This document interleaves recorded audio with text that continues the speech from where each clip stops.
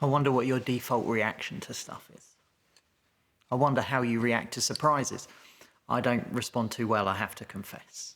I was once really annoyed with one of my friends for an entire 24 hours because he and his wife came for a surprise visit for the weekend.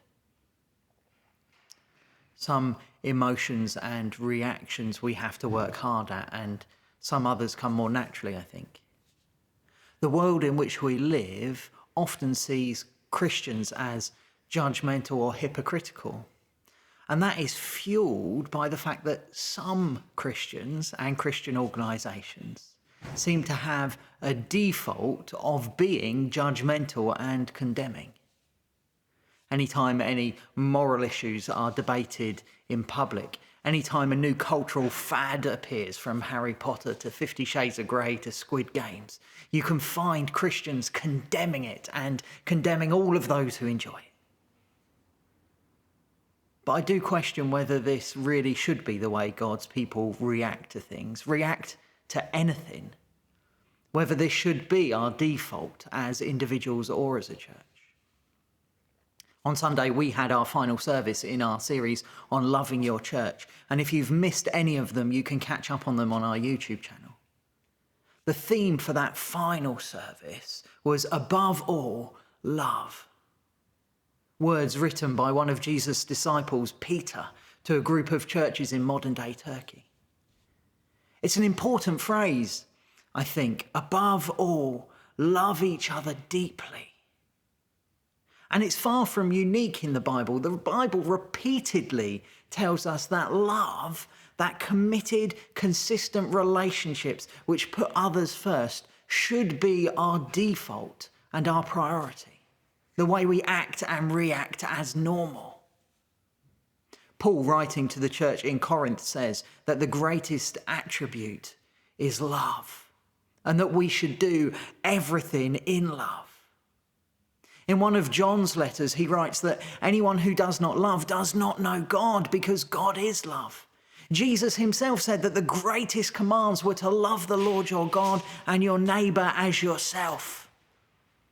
He also said that the world would know that we are his disciples, his followers, by the way in which we love one another. Above all, love. Now, you may be listening to me thinking, I've never condemned Harry Potter fans to hell, or I don't even know what Squid Games is. But we are all constantly forming opinions about people, aren't we? And reacting to what people do.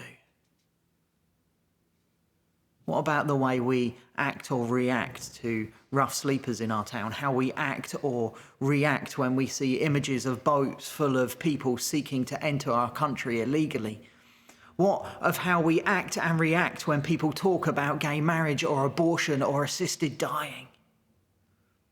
As a church, as individual Christians, could we describe our reaction to these things, our interactions with everybody involved, as above all, loving? Is our default, our first thought, our approach to everyone we meet always, firstly and predominantly, one of love? I spent 6 years of my life acquiring degrees in theology. Part of my job involves reading books and articles, attending seminars about the Bible, about God, about the church, about our faith, and the way all these things interact with one another. I can join others in debating biblical views of marriage, slavery, of the relative roles of men and women. I can theologize about tattoos or abortion or suicide, and I'm sure many of you could do the same. But without love, all of our debating is like a resounding gong or clanging cymbal. It is worth nothing. Our default, always, above all, should be to love. You know, when I meet Jesus face to face once this life is done, when we talk about the way in which I have lived my life, I would much rather be able to say that I erred on the side of love. I'd rather have been too gracious than too judgmental.